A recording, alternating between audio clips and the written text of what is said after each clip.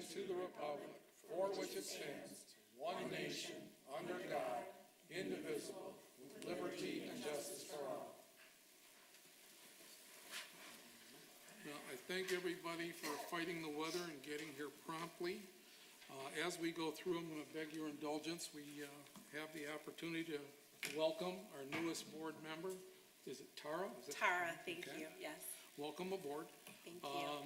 And if you don't mind, as we go through different sections, I just want to clarify for her benefit a little background or the whys and the wherefores of the different things that we do.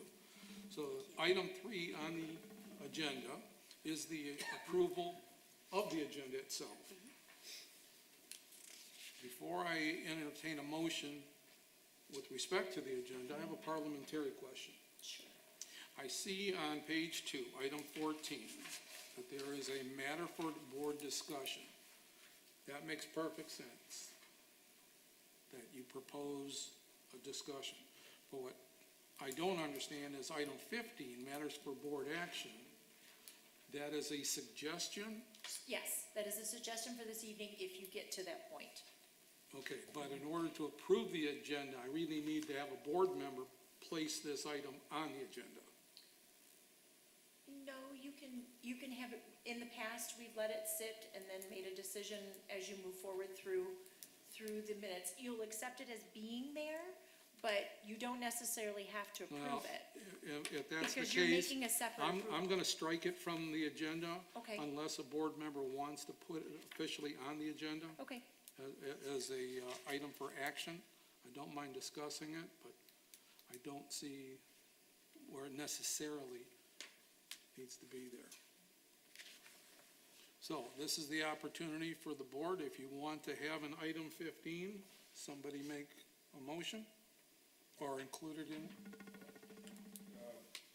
Mr. President, I will do that because I think it's here today because this came before the subcommittee, I think. And I think it was a comment for me as the chair of that committee that it should not be a decision whether or not we do it or we don't from the committee level, but it should be brought to the boards, the full board for their consideration and action if so deemed.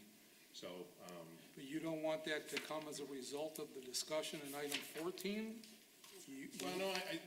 I think that's where it should come up. It should come from the board to make that decision. Whether or not if the only way it stays on for discussion today would be to make a motion, I'll do so. If what you're suggesting is this can be brought up by anybody at any point in time during the item 14.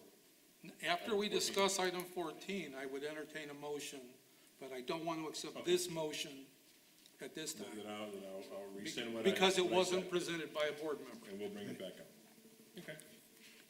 Mr. President, Yes, sir. item number 14, matters for the board discussion. Yes. I didn't see any paperwork on this. It's part of the director's report. The Mary Ellen has a report, and Page 39. 30, yeah. it'll be discussed It's in there. earlier, but follow-up discussion will be item 14 on the agenda. And it'll be at that time that I would entertain a motion whether we go forward as opposed to accepting this one, because I have objections to this one, so. Thank you. Is a follow-up question in regard to that, and I guess I'll direct that to Trustee Checkeye. If this traffic study report came from a subcommittee, did it come from the subcommittee as a recommendation to approve, or did it just come from no recommendation, but here, talk about it? There was no recommendation. It was just that the matter itself, we never discussed the merits, pro or con, of doing a traffic study.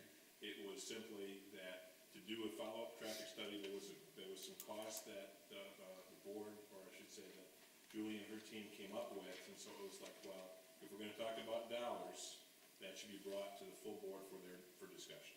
Which So it is was why kind of we have item punted over. 14. Yeah, and then I guess I would concur with the thoughts of our president, that if a board member hasn't made the recommendation for a motion, and a subcommittee hasn't made a recommendation for a motion, that probably I would delete 15 off the agenda now, with the understanding that if somebody wanted to put it on after we discuss item 14, we could put it on as an action matter.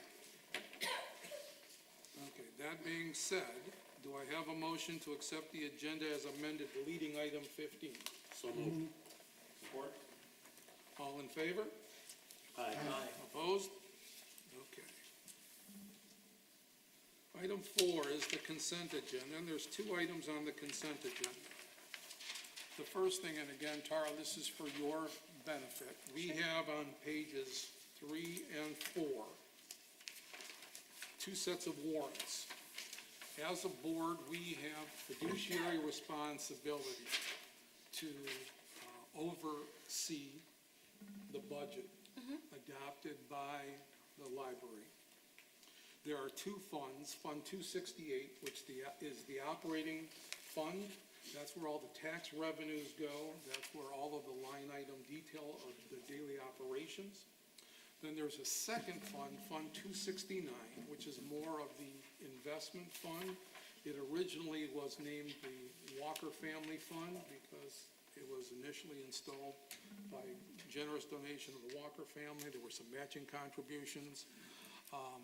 There was a formal agreement that expired, and we decided at the expiration, rather than fold everything into Fund 268, we were going to keep Fund 269 as a standalone fund, with the understanding if we could work with the city on longer-term investments or enhanced investments, that would be the goal. Okay. Okay? Now, that being said, each fund has its own adopted budget. So, what happens is the budget is adopted and the director and staff has authority to spend up to the adopted budget limits Okay. within categories. We don't micromanage and go to the line item detail per se, as long as the categories remain in compliance. If, however, we exceed budget, it can happen. It needs the board authority to amend the budget, okay? So as invoices come in, they do get reviewed by the staff and then get input into the city's accounting system. Okay. And we operate with a hybrid or a modified accrual system. So there are temporary payables that exist. And it's at the board meeting here that we're presented with the warrant saying, okay, these invoices have been reviewed, blessed, and properly classified within the budget. Now we need to authorize release of payment, Okay. okay? So it's more than just a mere formality. You have the opportunity to review and see where the money's going, okay? Yep. Now, secondarily, we came to find out that the city posts invoices based upon the invoice date. We're going to review later in today's session the financial activity for the month of December and for the 6 months ended December 31st. There are some items, though, being paid in the warrants that you'll notice in red. Those represent prior period payments. So the year-to-date budget, or excuse me, not budget, but the financials actually get amended as these get authorized, Okay. okay? The second item that we have to approve are minutes from the prior meeting, and that you'll find on pages 5 through 11. So, at this time, I'll accept a motion to approve the consent agenda in total, or if you want to break it down into 2 components, I'll leave that up to the discretion of the board.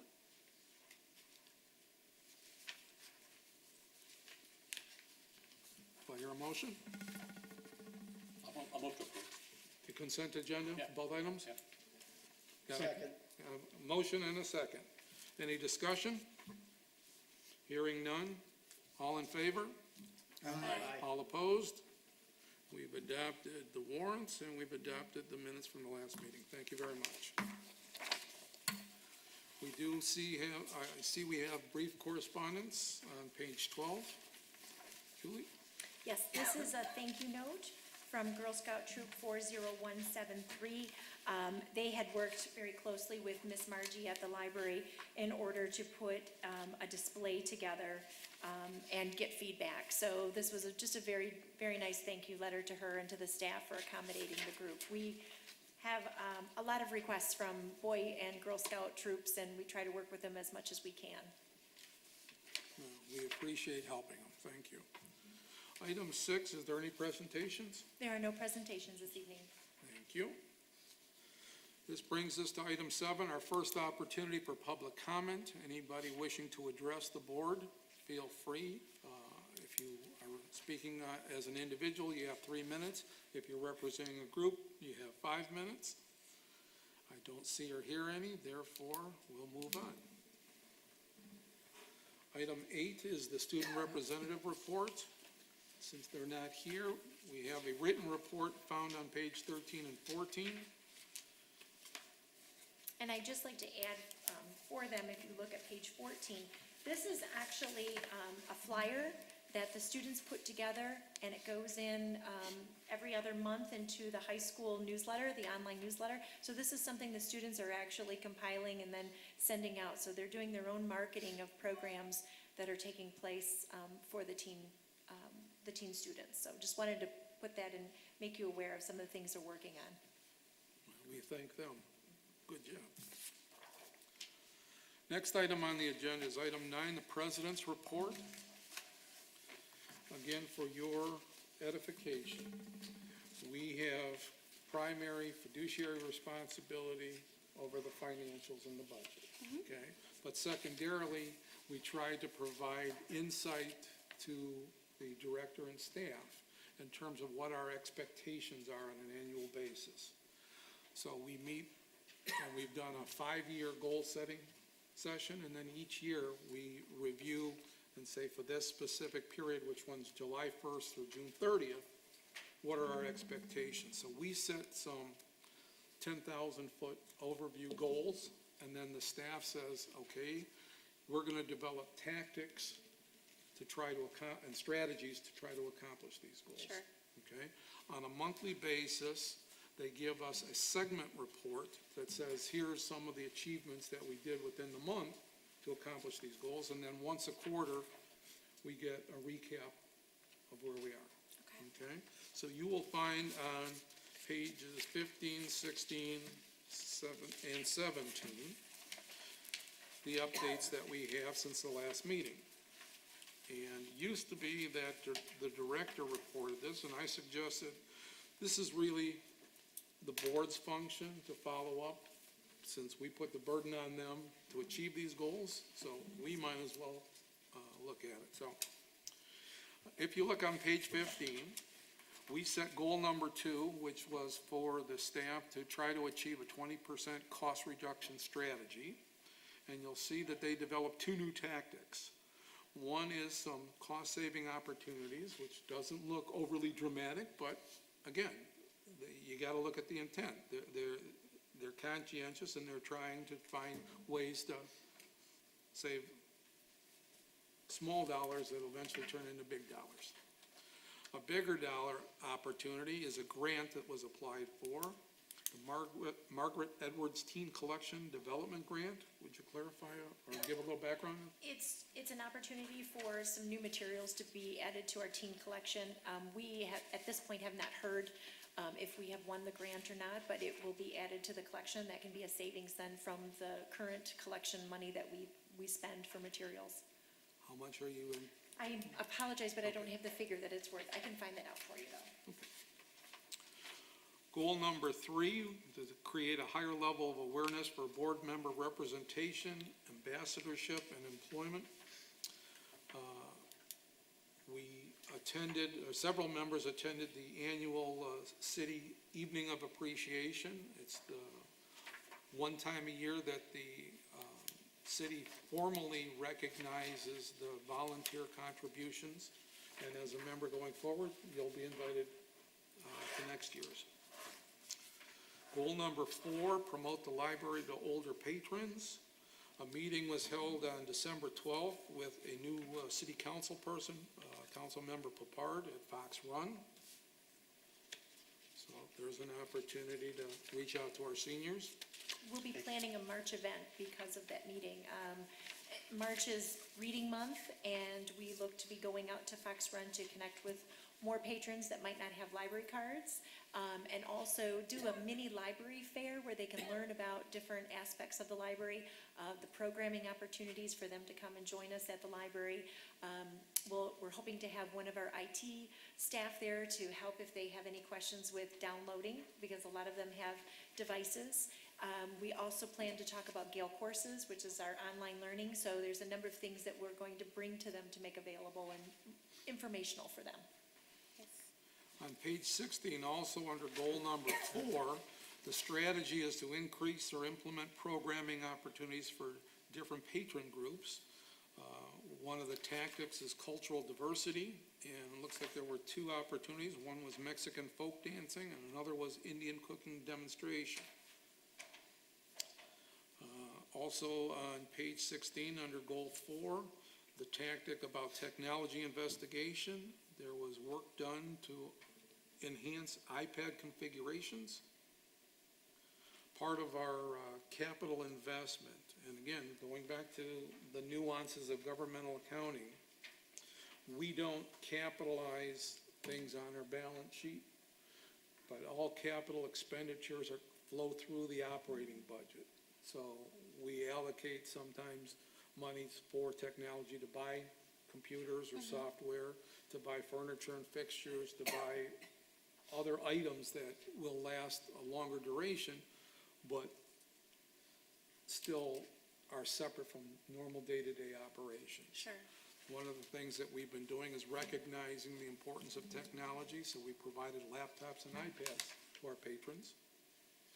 Julie, do you want to clarify a little bit about this Well, iPad configuration? Because, that's well, over we're my head. taking it to iPads. We know that children are getting used to that type of technology and learning from it. So we're looking into putting in iPads at one particular pod at the library so that they can use that type of technology. We're looking right now, our snafu at the moment is just safety and security for the iPads to be connected to the tables. So that's right now one of the things our IT department is investigating. We had purchased one device that we thought would work with the iPads, but it doesn't move like iPads. You know, you're used to turning, and you can turn and use, and depending on the types of games and different applications that you're using, you want it to be mobile as much as possible. So that stopped us a little bit from it being able to be used like that. So we're still investigating, but this was an opportunity actually from wish list money. This was not actual 268, but our friends of the Novi Library gave us wish list money specifically to bring in the iPads and have this type of technology at the library. So we're still working with it. Couple more highlights on page 17, also under goal number 4. The tactic is to evaluate collections versus patron interest, and we are developing world fiction list and also classics list for audiobooks. Any additional comment? Right? Exactly what it says, yes. Self-explanatory, okay. And then lastly, on page 17, goal number 6, dealing with awareness and promotion. Looks like the staff did a submission for the Novi Chamber Business Recognition Award for Community Builder. Correct, and there's actually a copy of the submission in the packet tonight, just beyond my report. We should know by the middle of February if we are up for the award or not. I would like to just add one thing. If you go back to page 15, just under goal 3, I added a notation about the Michigan Library Association having a meeting with them, because Novi is going to be the location for the conference for 2015. So we've started having meetings with their committee, which always takes place at the MLA office, but I'm kind of doing a satellite and working with them so that when they host, we'll be hosting the scholarship event at the library on the Thursday of that week, which October 15th, 16th, and 17th of 2015. We'll be the host, and we'll be able to showcase the Novi Library to all of our library colleagues coming from all over across Michigan. We'll be closed that evening in order to have that event, and the board has already graciously closed and or had a closure for that evening. And so we're just working on details how that party will come about in order to host our library guests, and then I'll make you aware of hopefully an opportunity for you to be part of it, and city officials as well. I'd like to also add one more highlight to add here. The director and myself attended, the city had its first budget session, or a precursor of the budget session. There's a new city manager, and rather than follow the old protocols, he asked the indulgence of the council to give him the opportunity to do a bottom-up approach, where his staff is making recommendations for consideration for the council rather than the wish list dropping down. So he talked in terms of the 4 Ps, 4 areas of change that the city is looking at: people, policies, physical structure, and procedures. So a lot of the implementation of his suggestions relate to one of those 4 categories. Obviously, personnel costs is a main component of the budget, and they're looking for ways to become more productive, more efficient. There's going to be natural attrition and how they can consolidate departments. That's something they're looking at. The policies that dictate how they go about developing actual operating procedures is something that is being evaluated. And then, of course, as the city matures, the physical structure of all of the facilities and all of the other assets, such as the police and fire vehicles and things of that nature, all are under scrutiny and will become part of the budget. So their suggestion was to budget the function versus line item detail, rather than have each of the council members become micromanagers. Trust the city manager and his staff, just as we do with our director and our staff, okay? I think that's the right thing to do. There will be a restructuring of the community development department. I think he was consolidating a couple departments. And then one of the big issues that the city is trying to wrap its arms around is deferred maintenance on all of the city parks.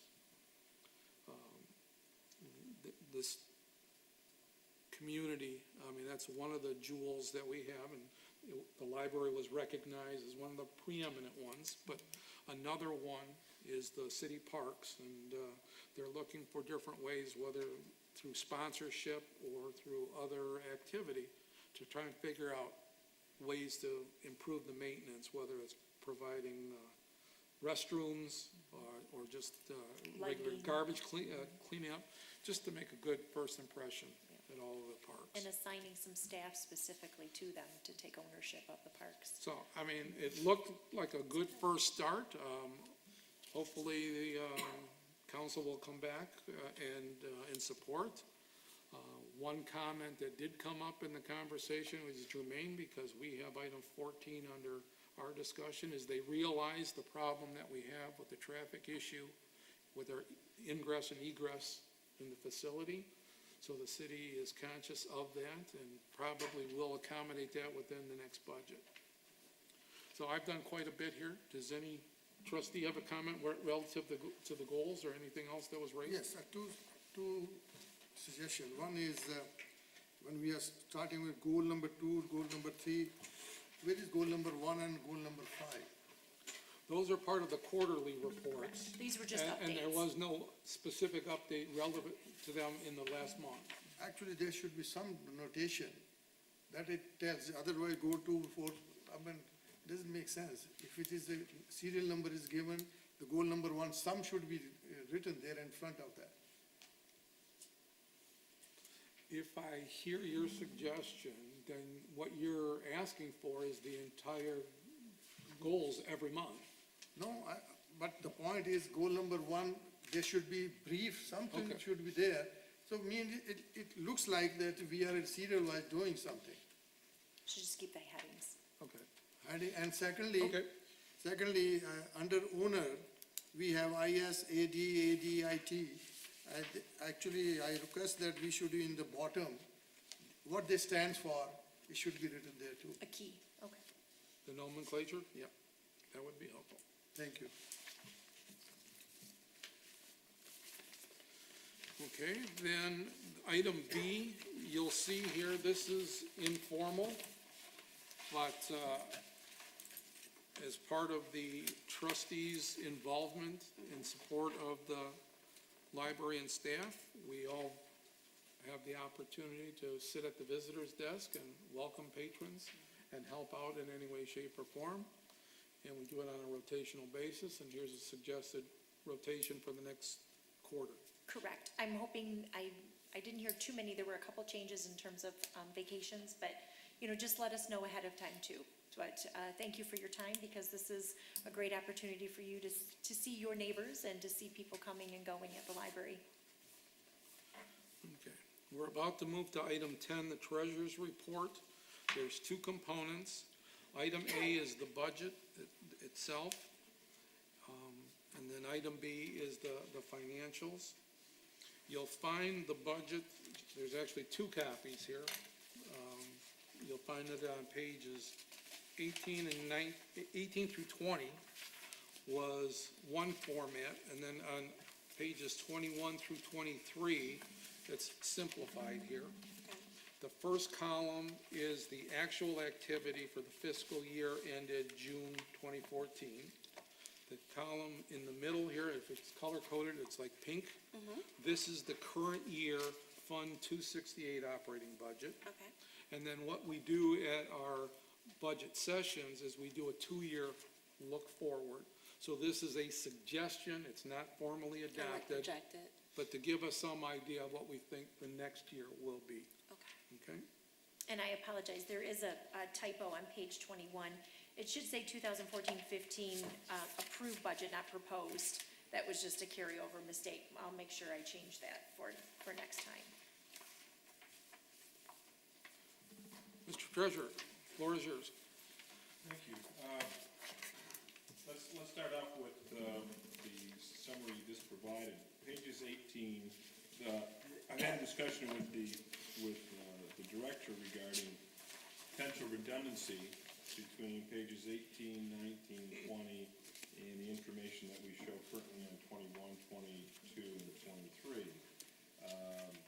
And the difference is on page 18, we have the 2013-14 budget, we have the forecast as we finish the year, and then we have the approved 14-15 budget, and then as the trustee Margolis just mentioned, we have our 2015-2016 look forward. That is not binding, but that's something that we put together in our 2-year cycle.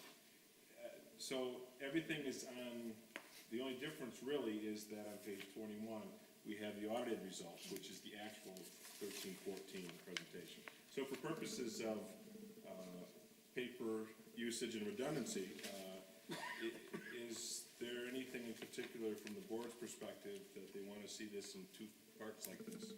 Or can we combine or eliminate the duplication and try to combine it Yeah, into one? I'd like to go to the one that has the audited numbers. I brought it last month, and I know you didn't want to approve it because there were discrepancies with the actual financials. I can let you know that I have talked to finance. They understand that the problem with the capital numbers that were missing. There will be changes, but the changes won't be made until April of 2015. That's the next time they do a budget amendment with the council. So if you're comfortable with moving forward and me having, 21 to 23 as your new budget, I'd like to move forward with that. Yeah, now that the audit's complete, there's no reason to Right. compare where we were in Correct. June against Yes. last year's So- expectations. So just, We great. closed the door on that. You'll see this rolling forward then. Thank you. But the budget we will show as being approved is the budget that the board has approved or the budget that has been, You'll Modified, see it if as you will. you have approved it, because this is your approved budget. because at the Correct. last meeting, we had the discussion of Yeah. whose approved budget were we talking No, about? we're going with your approved budget, which I have been sharing and have made the changes with the city. It won't reflect in financials until April for them. Yeah, just a question. If I look at page 18 and look at page 21, the green columns on both, one is 13-14, it says forecast, and then 13-14 audited. since 13-14 is completed, It is. what is the difference in the numbers? Oh, the final numbers would be your fund balance and what was used. I mean, there's a large discrepancy in terms of what you This was your forecasted. expectation, this is the actual. This is results. actual. This is our starting point. So the forecast will drop off. Right. Because now we have a final. The forecast was just as we were nearing the end of the year where we thought we were gonna end up. It was not a year-end number then? No, Okay. it was not, correct. And the fact that it took to October, November to actually close the year. Yeah, so That's why we that kept it. was our best number. Yes, right, it was, until then.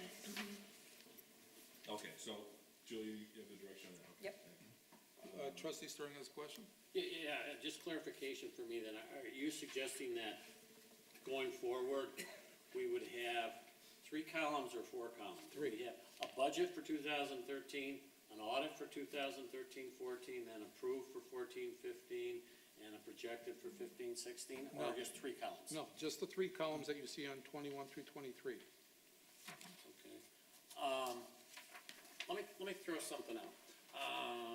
And I'm thinking about this for the first time, but relative to, we have 4 columns now as the forecast.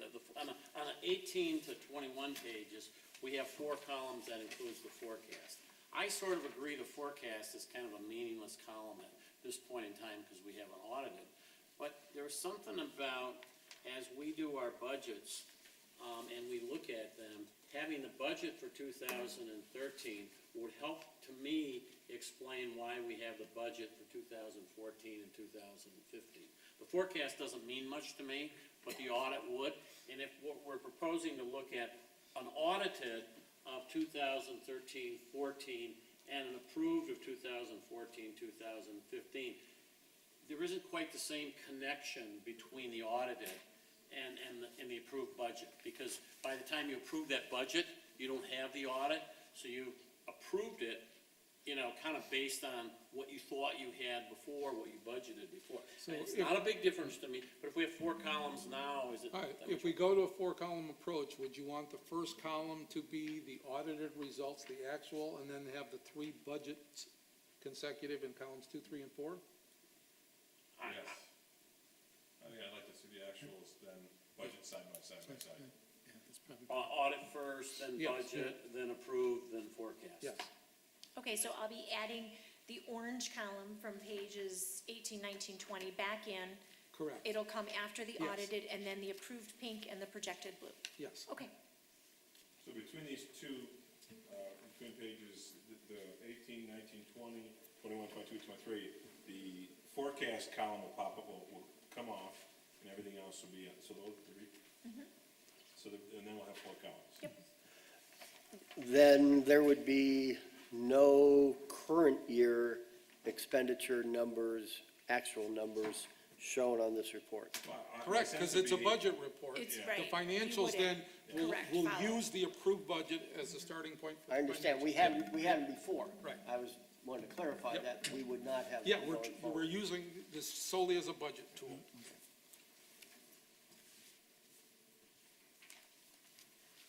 Back to the treasurer. All right, then moving on to the presentation on, we have 24 and 25, which will be the balance sheet for, as mentioned earlier, Fund 268, which is our operating account, if you will, Tara, for your benefit, and then 269, as President Margolis said, it was for the grants and the gifts and the allocations and expenditures related to it. On this, I believe for the next month's meeting, Julie and staff will be looking to get for us off of the finance website or finance program, a detailed activity of the cash in, cash out for the month, as well as some detail on the payables and the taxes. That way we can at least chart, it's somewhat different, you can see that the numbers change from month to month.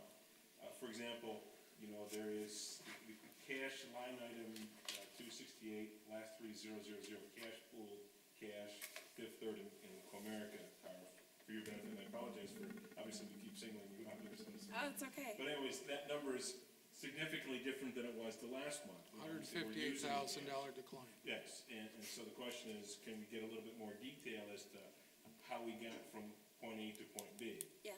And at the last meeting, the finance director and one of his staff members came in and said, well, the way what you see here is a very limited presentation of what we're capable of giving you. We can give you information, whatever you want, just tell us or ask your staff to go into our, as they said, their very simple system, which we all know probably is. It's simple for the finance department. I want to make sure that's clear. So Julie and staff will be working next Yeah. week. At least I've asked them in my direction if we can get a report out that shows the cash activity for the month, from one month to the next, and also a difference in our payables, because as Treasurer Margolis, or past Treasurer, current President Margolis indicated, the payable number changes on a month-to-month, and they go back to the date of the payables, and so that number moves, and we find ourselves every month asking, well, what, we find ourselves trying to dig through, not the full deck, trying to find out and surmise where things changed and why they Yeah. changed. So we're gonna be able to get the information out to show us exactly and reconcile it. And then you can compare a little bit Yes, better. well, and the detail here saying that if we increase payables 30,000 because we paid 20 and 50 more came on, since the last meeting, we'll get a chance to tie that into what our expenditures are, as you'll see in the next couple of days. So just to clarify, if you're looking at accounts under the 268, 003.000 cash pool, do you want details from that as well as the 202.000 accounts payable? You're looking for details for both of No, those? no, what he's saying is make it a 3-column report. The first column will be the prior month that we already saw. The second column will be the current month, and the third column is gonna be the difference between the two. So we don't have to do the math. You'll have done it for us. Okay, So we see the changes. That'll work. Okay. Unless there's a report that they generate that already gives us that. right, okay. So to the treasurer's point, on page 24, yes, there were changes in the assets, there were changes in the liabilities. More importantly, the fund balance went down $177,000. When he gets into his report for the current month's activity, it only shows $138,000. So there's a difference of $39,000. What happened? Those are prior period adjustments relating to those red figures you saw on the warrants. Yeah. That got posted retroactively. Okay? Thank you. And I couldn't explain that any better. That was exactly right, because I can't tie it out. I was disconnected to 170-some thousand and 138, and the rest is buried someplace back there. And on that same topic, well, I'll get that in a second. So, with that being said, this somewhat goes back to past practices, because, you know, if you listen for a snapshot, you might think that we have money missing all over the place and we can't keep track of it. That's not true. Right. We have a tough time articulating it on a monthly basis, but year over year, for a considerable amount of years, we tie in pretty close, if not do a little bit better. So it's just a matter of, you know, on any given point in time, we haven't been able to get the information that we've been looking for. So it's not that, it's definitely out there. We just don't have a good feel for where it's at. So, If I might just interrupt for just 1 second. Again, we made an executive decision, historically as a board. We could, if we chose, we could have an in-house bookkeeper, full-time, working on the financials for us. We outsource this because of the relationship we have with the city, and therefore are dependent upon the impediments that they have to go through, and they're scrutinized a whole lot closer than we are. The assets that we have, we don't own specific assets. We tie bar into general city assets, so we actually have a piece of that, okay? So they're doing all the allocations and everything behind the scenes, and we've had a dramatic improvement, I would think everybody would agree, over the last 6 months in the relationship with the city in terms of the communication and the understanding of how things are being processed. And we now discovered that we control our fate a little bit more than we thought we did. So all these suggestions that we're gonna make to the director and staff in terms of presentation is just so that we can do our fiduciary responsibility a little bit better. and then give them the attaboys and the kudos they deserve, because they're the ones that actually do the management of the budget, and they've done a fine job for my entire tenure, so thank you.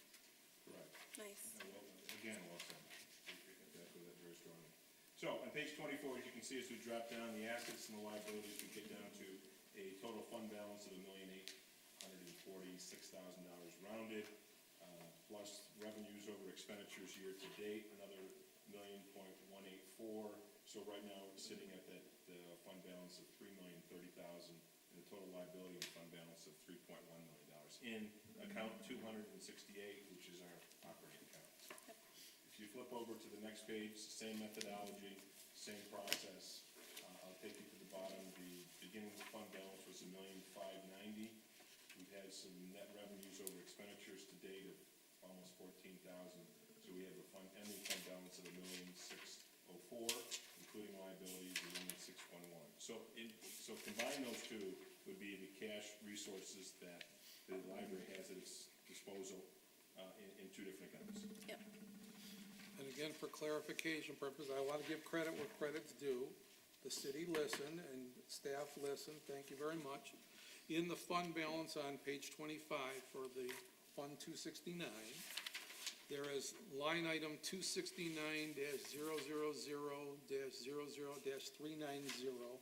That's the unrestricted fund balance. Okay, that can be used for any specific purpose that we designate. Then there are 4 other restricted fund balance accounts. These are major categories that we agreed to use. And now they rolled forward the beginning equity from last year into this year, and now we have the starting point. This is where we finished, the $1,597,060 is where we finished the year in June. And now we're adding another $13,723 for the 6 months since then.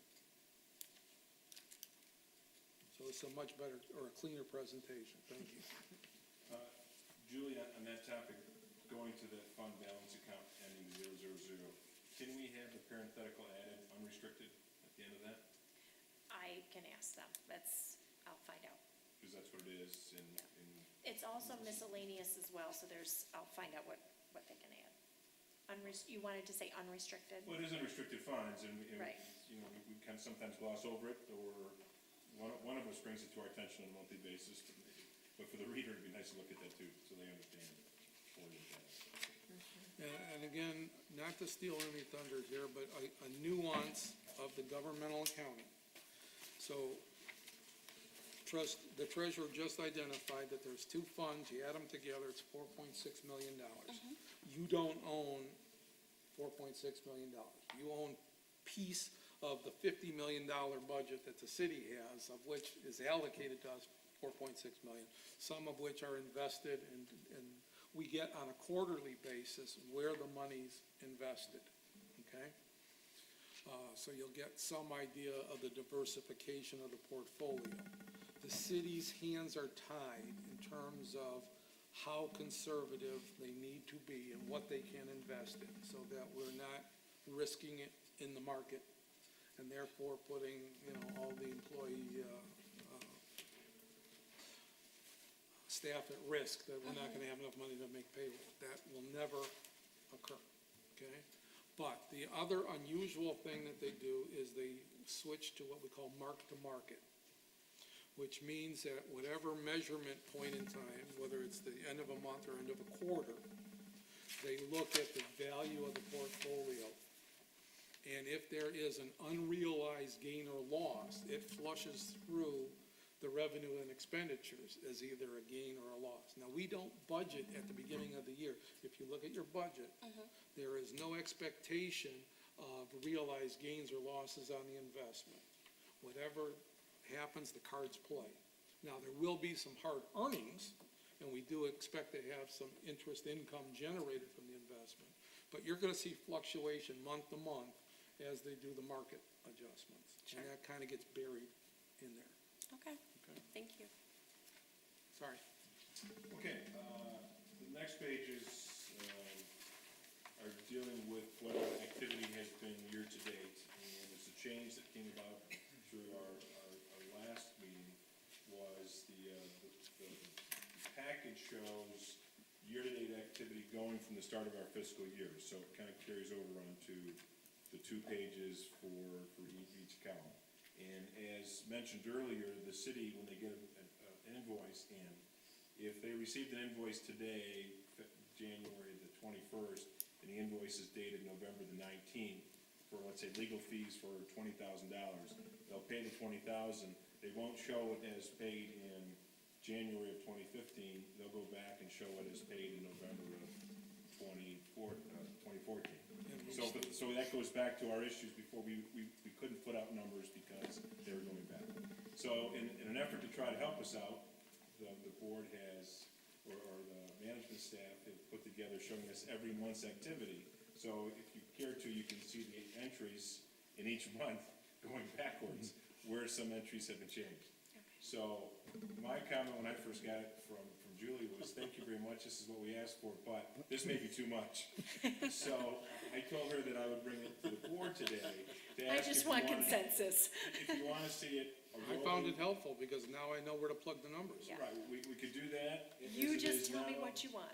Or do it, 3 months look back, on a quarterly basis, but I said that I would certainly raise the issue to my fellow board Yeah, members. just so we can to see keep what it they want. consistent for you. Because right now, you're prepared to show this every month. and Correct. So effectively, the first page, which details revenues, will carry over 3 pages at the end of the year, because it'll be 3 years' worth. And so if you're sitting down on a piece, it's difficult to read, it's doable, but Right. I indicated that I'd bring I it to definitely the can't board. shrink it anymore, so it's going to be more No, pages. we've asked you not to Yeah. shrink anything in Yes. there.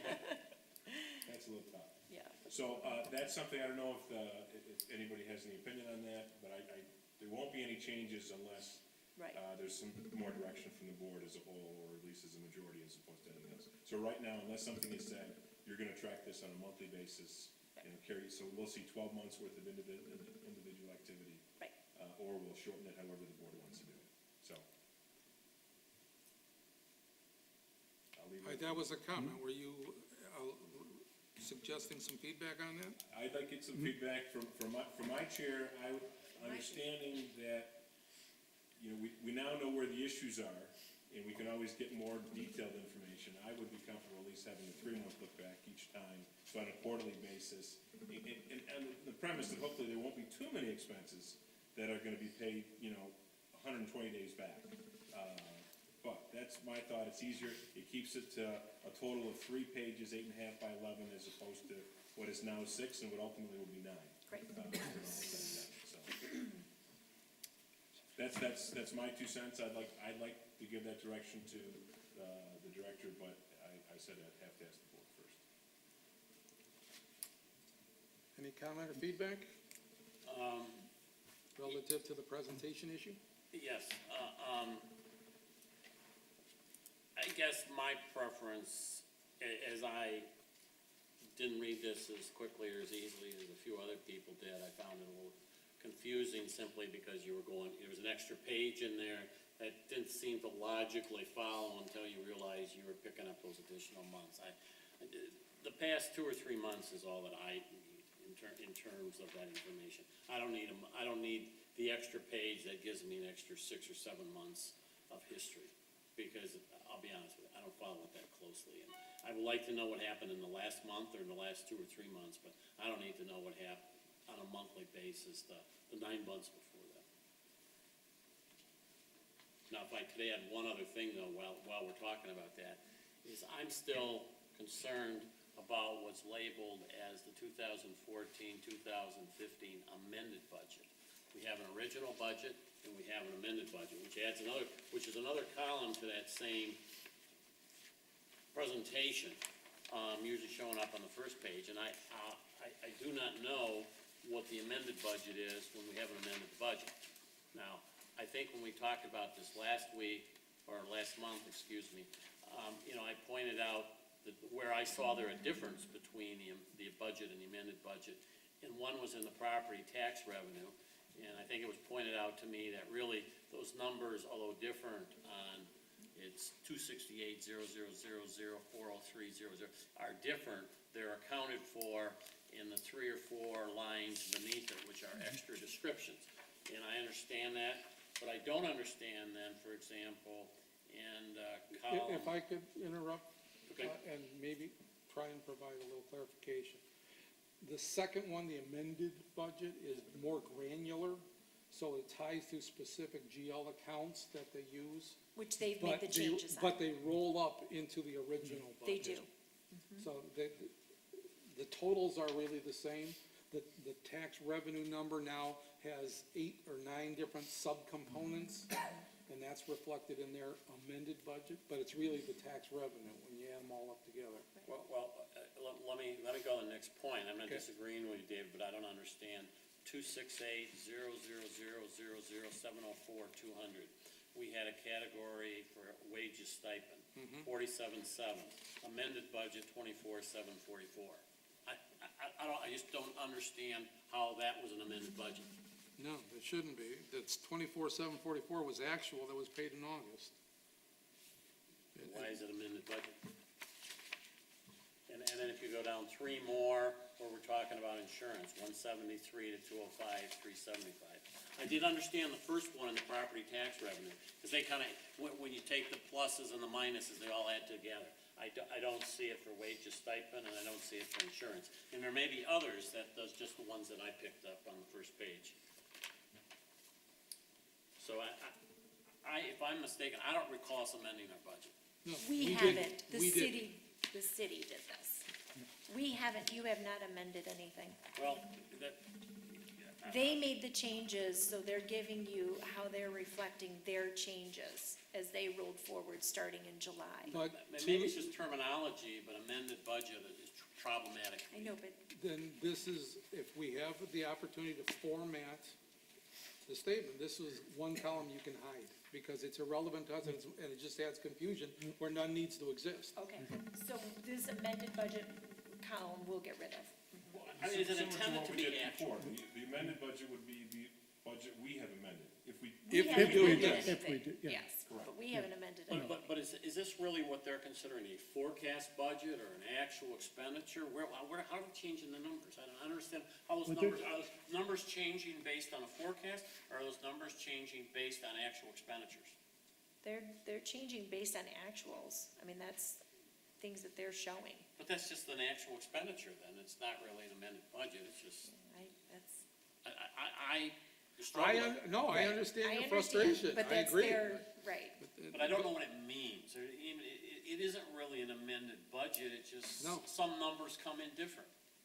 It's amended internally in by terms- their finance Correct. department, but not amended by us. Correct. You are absolutely correct. So I can remove this column if we'd like it removed. I don't think it provides any clarification here. I think, well, at one point it did provide clarification, so you could understand all the different tax revenue that's different now and how it's broken down. That I saw beneficial, but I know all that, I can get that information, and if everyone is comfortable with, But we're getting that information on the actual You are. financials, why do we need right, in the budget side? We're getting it on the Because year-to-date balance. they're changing on the fly. I mean, that's the problem, to Mark's frustration. It's not a static, our budget that we adopted is static until we formally amend it, okay? Their amended budget adjusts depending on the activity that they're reflecting. And it just, for our purposes, it's providing more confusion than any help. so do you want that removed, because that's something we do. I would suggest you delete that. Is Now, everybody with comfortable respect that? to the original question that was put out, I've been begging for this level of detail, the month-to-month, to validate for me the year-to-date information, because I couldn't accept, one month we'd look at a financial, the next month we'd get current period activity, and I'd say, oh, column A plus column B should equal column C, and all of a sudden I got different numbers, and it would drive me nuts. And you guys gotta be tired of me railing against it, so we finally get the deal. So now I can see what they're doing, and they explain to me why and how they're doing it. I get it. Don't necessarily like it, but I get it, okay? But I don't know that serves the needs of the board, so Well, we're gonna have it, so we'll just show it though in 3 months. Yeah, in quarters. Yeah, so we'll all have the information available, so you can always go into a prior board package and say, oh yeah, this is what happened 5 months ago. They did make a change. So we're only going to do 3 months then. We're going to show 3 months of activity instead of all of the months.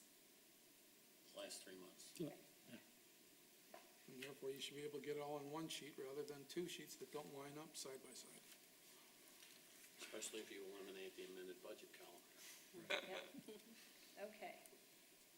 So we're Julie, going on that topic, do you know why the stipend number is different? Is not, Yes, because when we went through budgeting, I gave you a certain figure to budget, and then, which was 2% that we were working with, and the city ended up going lower than that, which lowered our numbers. I went with the city's actual number then. Once they approved their percentage, I went with that. I didn't stick to the 2%. I went with what was equal to the city. Then So you should have it's- brought it to our attention for us to I amend our have. budget. Oh, no, I have. I've brought this up. So, but that's why it's different. does this goes back to the city's mandate that they have to be within budget? Because otherwise you wouldn't, there'd be no reason to change the budget of 47, you would just show positive variance at the end of the year. Exactly, Yeah. right, Makes sense. exactly. That's why, yeah. It's- I mean, there's part of your 20% savings is you just don't spend it. Exactly. Okay, so in terms, getting back to, so we're gonna show the 3 months, and then. 3 we're gonna months, look- and then I have removed the amended 14-15 budget line or column. You don't normally spend this much time. Now, understand though, that if we eliminate that budget, amended budget line, and I personally agree with that, that will throw off the last couple columns, the available balance numbers, because we have to make sure that we tie that into our budget, not the city's budget. Does that make sense? If we eliminate, for example, if we eliminate that column, we're still gonna be showing $47,000 for a stipend, and it's only gonna Correct. be 24. Correct. But then in that column, will it show 100% used, or will it show 50% used?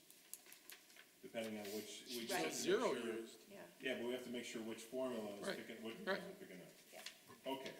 With that being said, and going, as you mentioned, Tara, not to bring you back into the loop. But anyways, part of why we do this is because when we did that, you probably hadn't had a chance to go through in a lot of detail, but when we set the budget for 14-15, we anticipated that our revenues would be less than our planned expenditures. And so we budgeted, I believe it's $490,000. A maximum. A maximum to Not come out what's of our fund balance that we would use to cover those expenses. Sure. So as we track these things through on a monthly basis, that last column you'll see, starting on page 27, where it talks about percentage of the budget used, we go on the premise that our revenues are pretty well fixed in terms of where we get our money from.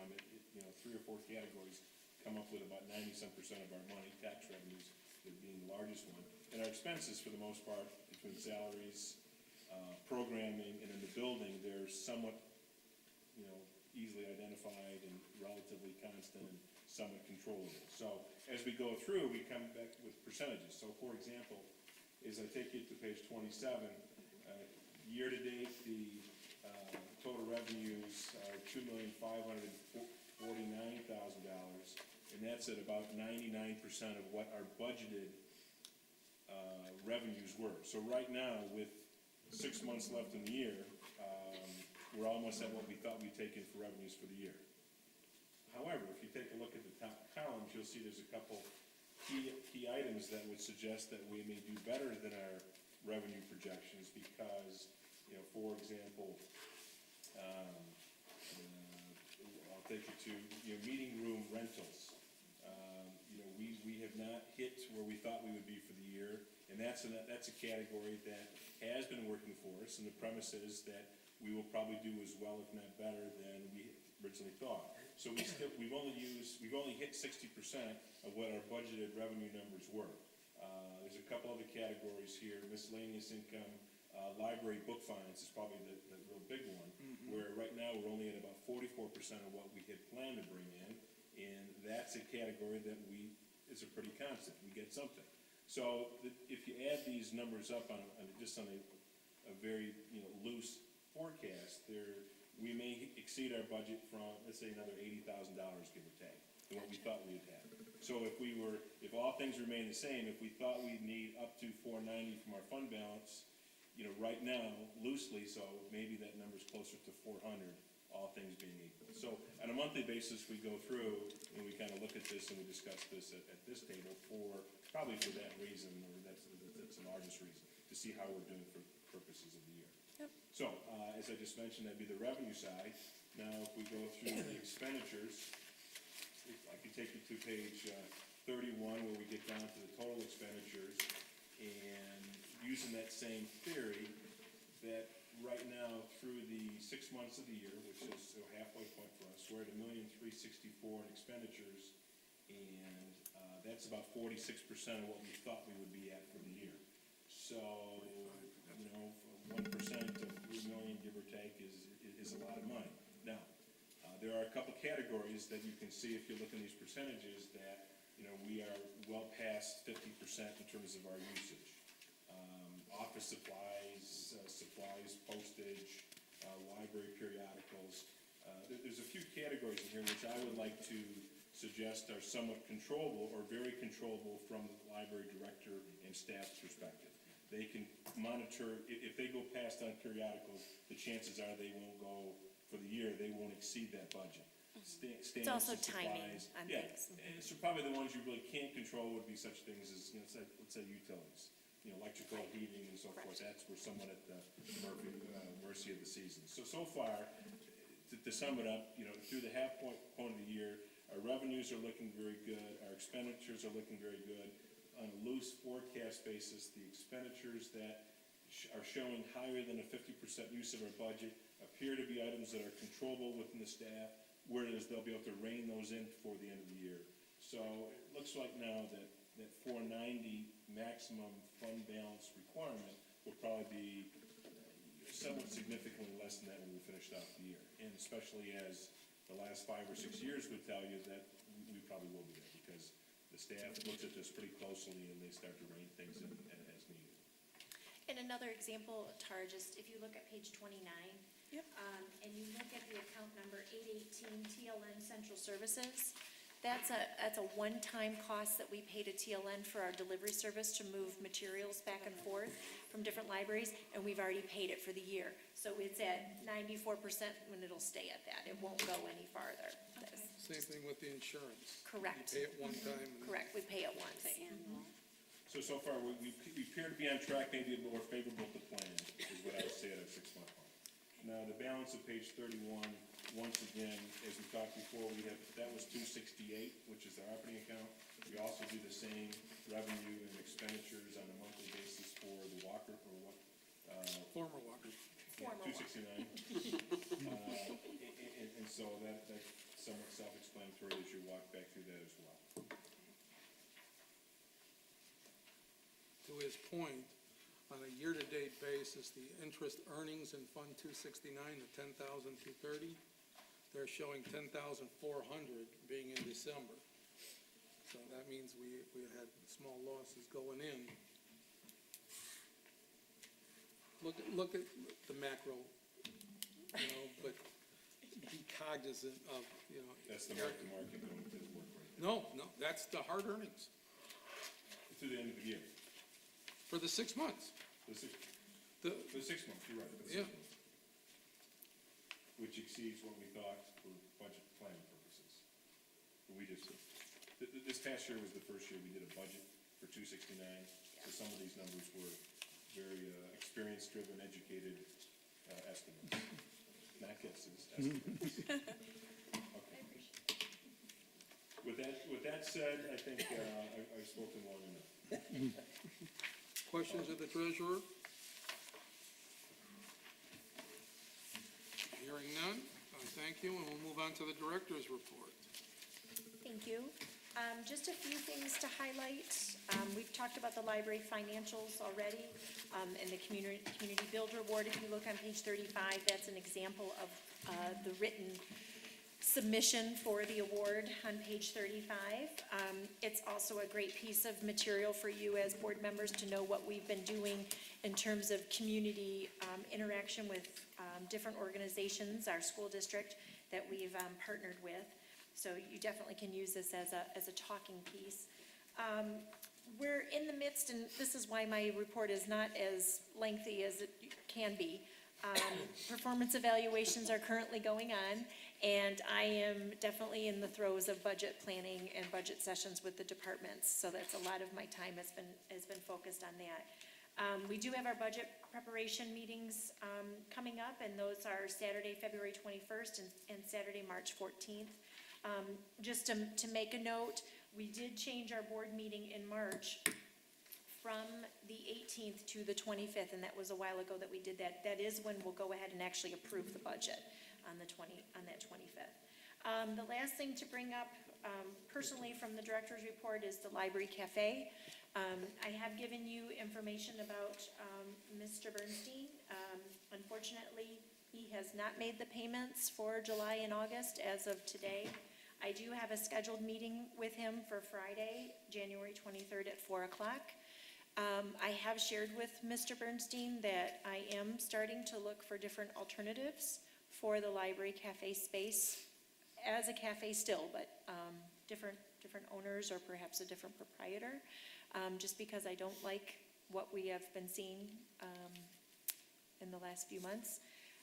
I have not received, I've been available to Mr. Bernstein to meet and for him to be available to make payments. They just have not been received. If I might interject, several months back, I was the instigator here that we should begin a formal process of evaluation. The board, in its wisdom, said, no, let's work and try and get this relationship back on track. We invited Mr. Bernstein to come address us so that any concerns that we have, we could discuss and we could work out collectively. He made several commitments that haven't been honored.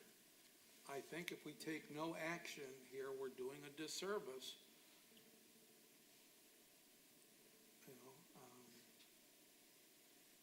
Would any of you be interested in joining me on Friday for the 4 o'clock meeting? That might be a good start. This Friday? This No, I Friday. can't this Friday. I don't think I'm available on Friday. I apologize.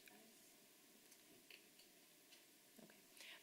I'm gonna keep the meeting because Yep, no, I don't wanna change by all things. means. I mean, if redemption is still out there, Right, and I fine, think but- what we put in the pack was that as of January, if we didn't see any changing, that we would start to take action. I think by sharing with him and he is aware of us, I myself, being the director and wanting to see that we have someone consistent and we keep the service that we've been providing to our community in the library as a cafe, that's why I have already started putting out feelers for people who might be interested. And I've had some conversations with local businesses that show interest. So I can let you know that. I'd like to see what happens, at this Friday's meeting. If he shows up with the checks and then I think we should have a conversation to move forward. And I will continue to pursue the opportunities that I think are available to us from other options. you have a question? I was just somewhat of an interjection or comment. I can check my schedule. I believe I have a couple of commitments that are already planned, but I might be able to be back in Novi by 4. Is it okay if I can kind of do some work on my end and then get back with you? Absolutely. Because I might be able to meet you. And it won't be a long meeting. I don't expect it to be very long. Okay. Just as a reminder to everybody, if you look at the balance sheet, we do have a $500 deposit that was originally held. 4 times that, and we had agreed when he was performing every year to release a piece of it, and that's the residual, Correct. but it's been several months Correct. since we've seen a payment. Well, yes, he's made some of the fall payments, but July and August are still in rear. Right. That, There. So he is 2 months behind, so he is. he made his January payment. He has not made the January payment yet, Okay, but it's due, but he just hasn't made up. correct. the He has arrears. not made So up, yes. He's been paying monthly something, but he hasn't caught up on his payment. Correct, and he was going to make them in installments, smaller installments. We gave him 3 months to make that, but not a single payment has been received. The equipment we have in that cafe, That is all his equipment. It is not ours. Everything is owned by him. The furniture is ours, and the cabinetry and the actual, design of it. But all the equipment and the coolers, refrigerators, that all belongs to him.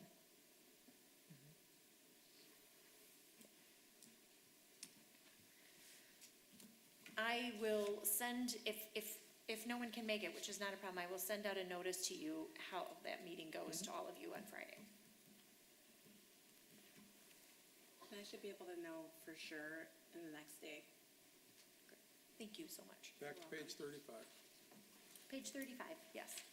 So that's the submission, just so you know, for the Community Builder Award. Following are the public service reports by Margie Karp-Ober on page 36. On page 37 is the building operations report by Mary Ellen Mulcrone. Any questions for Mary Ellen? I just had, in the third paragraph, we mentioned we signed a telecommunication contract. What is that contract, please?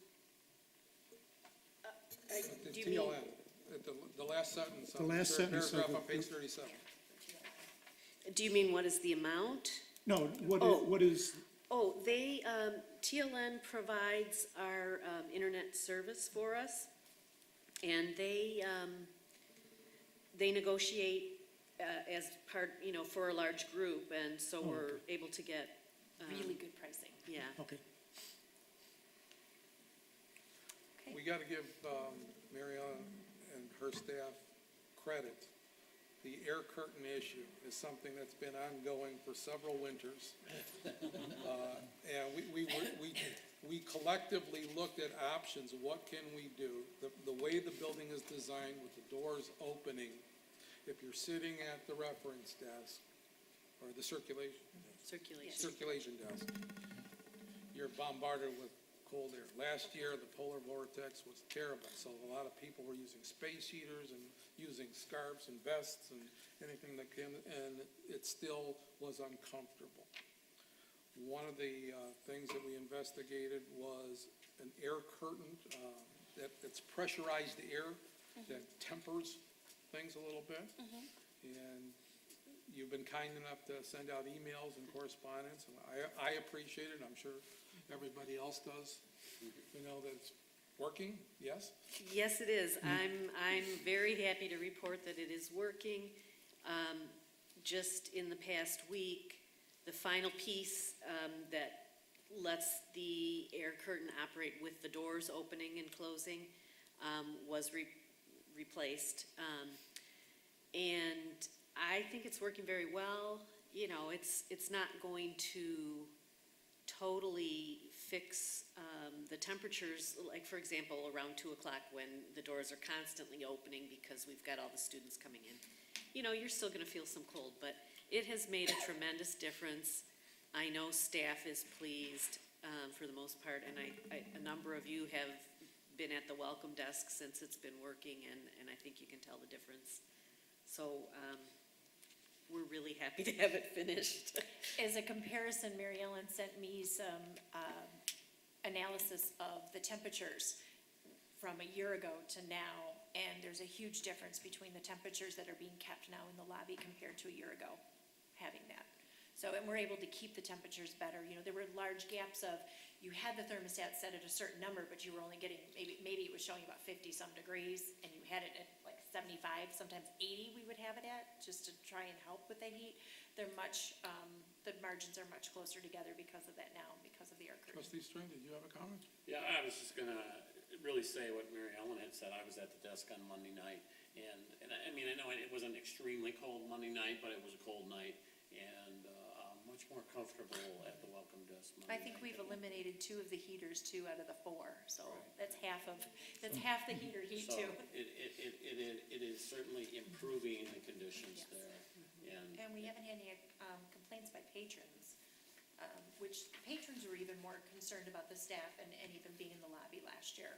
And I find that although you can hear it, it is not a distractive kind of noise. Right. And that was one concern we had, but it's not. It's a shush type Yes. of noise, and it's only just in that, as you come in the door, so.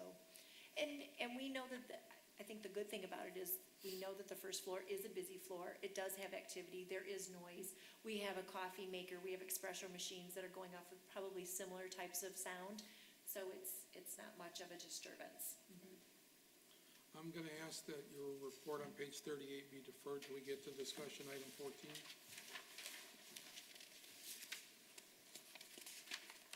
A question for Mary Ellen. I noticed in your report here, you're talking about upgrading the telephone system. Can you tell us where we are with that? I mean, are we separate from the city and the telephone system now? Where are we at? As of today, we are. Oh, okay. The city is moving forward with updating their system, which was quite a bit older than ours. You know, ours, of course, was new with the building. And they will be doing that within the next couple of months, I believe. And the direction they're going, they wouldn't be able to accommodate everything that we had. And so, you know, we investigated, we looked at being able to continue with them, determined that it was better if we separated, and it turned out to be relatively easy, coming from me not being the one who did it, but the upgrade, and I think we're going to find it easier. There's not a lot of changes that will be evident to the staff, but the changes that are there are something, you know, it makes it easier for them. And the public, I think, other than our menu, you know, the order is slightly different. I don't think the public is gonna notice any difference at all. They should still have, you know, great service. The other thing I'd like to point out is Mary Ellen's team with Barb Rakowski being the head of IT did a great job looking at the equipment needed and in a very cost-effective way for the library. We had a budget that we had set, you know, during budget time, and I'm happy to report it's maybe going to be just a little over half spent of what we thought. So I think that's also says a lot for them in terms of looking into that. I think it was budgeted about 15, and we're maybe going to be close to about 8 that we're spending, give or take a little bit, but, Part of your 20% savings. yeah. Yeah. Quick comment? Go ahead. The same line, investigating ways to improve our Wi-Fi access.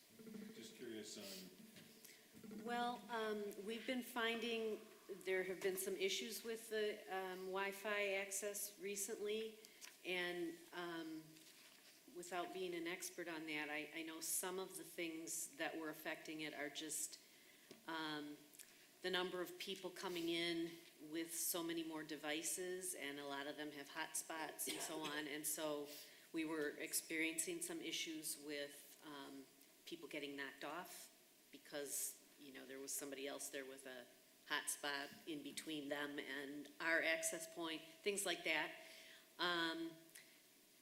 And we've done some adjusting of where some of our access points are to try to make it a little bit better. We're also looking at, I'm not sure of what the equipment is that may be purchased in the next year to help improve that. Barb, of course, would be able to tell you more, but we also had a consultant help us with looking at how we could improve settings and things like that, so. Can we get some of that feedback for the budget sessions then? Sure. In terms of what's been done so If you, far? no, you mentioned you for might need improvements? amplification or booster Oh, you will. equipment. Yeah, Yeah, Yeah. it's coming. So Yes, it's- get us not only the dollars, but also some of the technical background is what it is we're going to be buying or proposed to buy. Item D, you'll find performance metrics. Earlier, we talked about the goals, and those are strategies and tactics in terms of how we have a customer service orientation. we measure the performance of the library itself several ways. One of which is having annual surveys, patron surveys, and getting feedback, or being able to use the website to gather information.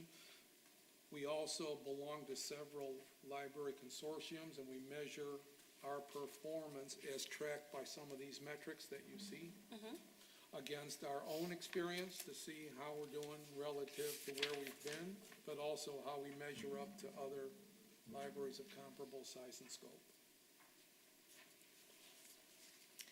So, any questions in regard to the statistics? I'll be happy to answer.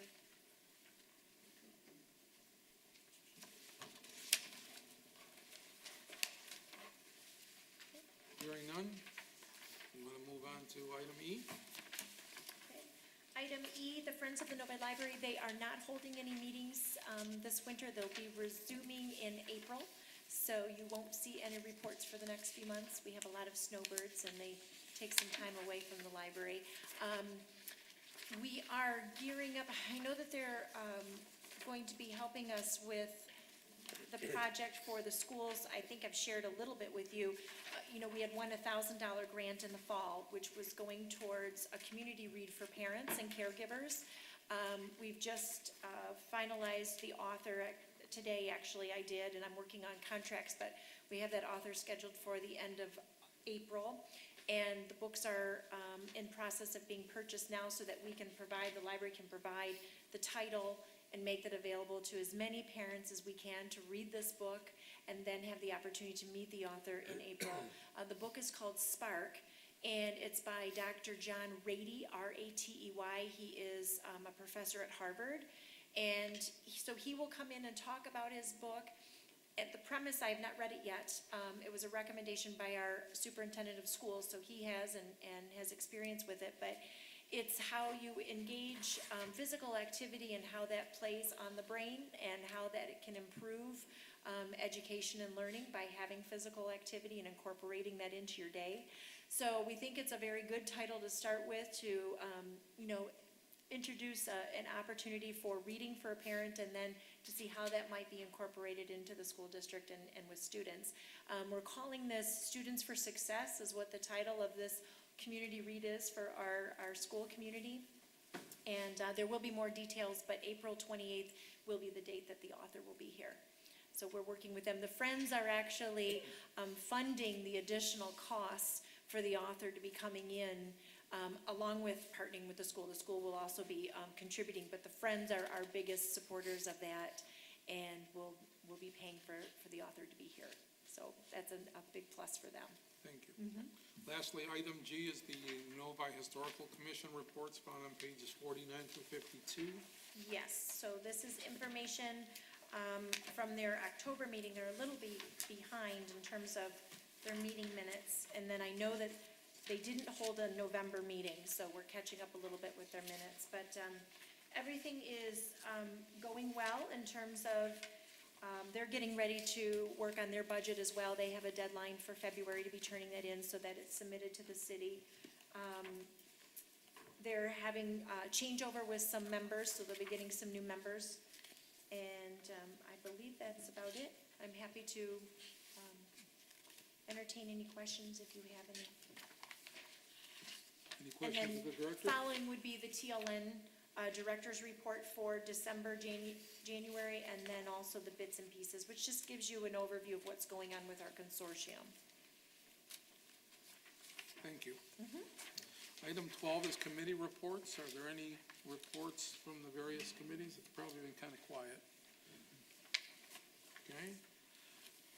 Item 13 is our second opportunity for public comment. Again, we welcome the opportunity to address any concerns patrons might have.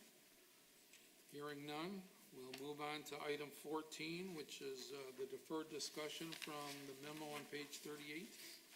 And I'll turn the floor over to Muriel. Well, the memo is just summarizing basically what's been happening in regards to the traffic study. The traffic study was commissioned by the city based on city council input, and that happened in June. Since then, representatives from the city, the schools, and the library met to discuss the options, and a number of other options were brought forward. And in each case, the city staff worked on getting approximate costs for each of those suggestions. And because there had been so many additional suggestions after the traffic study was done, the city staff recommended that the library board look at doing a revised study that would incorporate, these other suggestions and possibly more. I don't know if there would be more or not. The city is now working with a different company, just their contract time ended in about November, I think. So they are now contracting with a different traffic consultant. So if you should choose to move forward with a revised study, we'd work with the city staff to make sure that the new company, has all the details of the previous study. And that's really about where it stands, I guess. Waiting to see what's the board's pleasure in terms of whether or not to move forward with another study. And regardless of whether there is a new study or if you're working from what's already been done, what would be next steps in terms of, what are your choices if you... Question through the director then. Was it your intent when the agenda was created and the item was put on matters for board action to have this city recommendation that the library engage a second study? Is that your recommendation? Yes, that's what we're bringing to you tonight. Okay. So that I understand, we have the opportunity, well, let's make sure everybody has any questions or discussions about the report or the fact that we were able to get a copy of the other report dated June 30th you sent out today. Well, Did everybody have this? Yes, I believe it was sent to the committee prior. I don't know if it ever went to the full board until today. Okay. But basically, the recommendation of clear zoning, the other consultant, was two major choices. One, you could either expand the existing driveway or look for a secondary access route that would involve the school and the city. Actually, I believe the group Clear Zoning, they were recommending both I said, of those are the two. Oh, okay, I'm sorry. Two choices. Yes. Okay. And then, in addition, you received several other potential ideas that were not vetted professionally yet, which is why the need for a second study exists? I know that as the different suggestions came up, the city staff did look into what would be the costs, but they weren't necessarily, at least one of them had been part of the traffic study, what they looked at as well, and but it wasn't what they recommended as the best choice. Are there any other questions of the director or assistant director on this topic? Otherwise, I'll entertain a motion. Yeah, I have I guess a comment and question. In your letter, it states that there is, I want to get your wording right here, but there's no discussion as to how the costs for any of the potential improvements might be shared between the organizations involved. So we have no inkling if that's, whose burden that is. Correct. Okay? The question is, who has the authority to say go or no go to whatever improvement is recommended? Is that The city the council. city or us? The city council ultimately has the authority to do it. Secondarily would probably be the city manager and his staff to actually expend. No, I believe this is ours to decide. If At we least want to from- spend, we can, but to engage on city property, I think you need to involve the city. Oh, So which- to what which extent we they'll have, but- participate, which is what his question is, that's secondary. I would think that our discussion should be, let's be prepared 100% ourselves, in which case that takes away objections of third parties. Now, to the extent that we can request participation, since it could ultimately be construed as a benefit to the city or the school district, we should pursue that, I agree. But I think the discussion, you ask a relevant question, I think the discussion should be prepared. Are we prepared to do something ourselves? Does that answer your?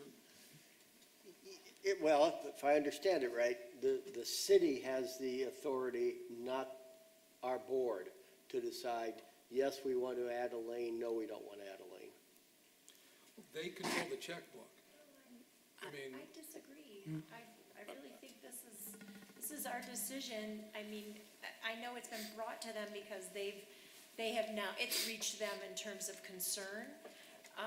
But in terms of cost, I think a lot of it falls on the library board in order to if pay we for and want to fund. absorb 100% of the cost, chances are they will go along and cooperate with us. I agree with that. Right. If the expectation is shared pain amongst other parties who might be all other beneficiaries, that's a different discussion. Correct. And we can't dictate. No, we can't, to that, okay? So that's Which why I is- said, I think we right. need to Which is narrow why the- we've been keeping the city and the schools involved, because depending on what we think would be the best way or best route to go with changing this, it will impact. Yes, So if we went with just adding another lane to get in into the or out, library, that's ours. that is basically ours. Correct, We could make the call on that. correct. Okay. Or if you, there was another suggestion of actually adding a whole other, keeping an ingress and adding an egress. Again, that's our property, and that, if that really made sense to do that based on a traffic study, if that made sense to do that with the traffic and the way 10 Mile is, again, that would be us, because it's our property specific. If it rolls into the schools Again, and, technically, it's not our property, just as Well- the building is not our building. yeah, Those are city assets, yeah. okay? Trustee Stirling.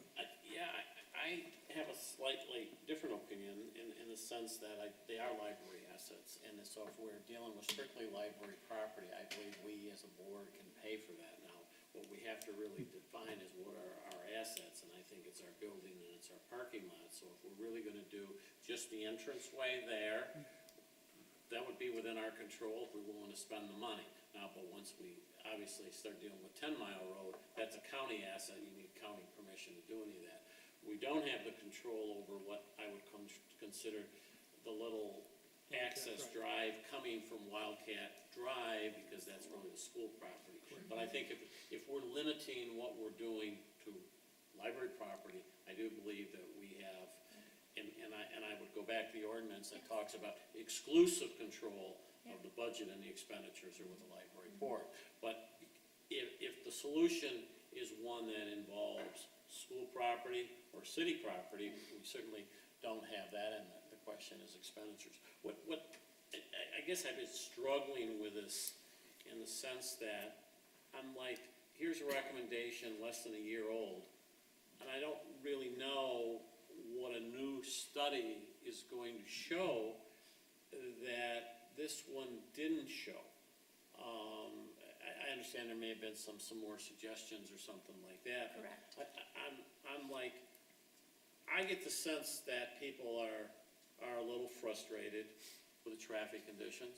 I'm frustrated with the traffic conditions on 10 Mile Road, starting out at Meadowbrook, where I have to take, there's probably the traffic stops for 5 or 6 exchanges at Novi and 10 Mile before I get through, and that's part of the blessing of having something attractive and well-trafficked and stuff like that, that I don't see the solution of who's gonna pay for what, and so it's like, I don't wanna say, let's not explore, let's not do, but there doesn't seem to be an end game here.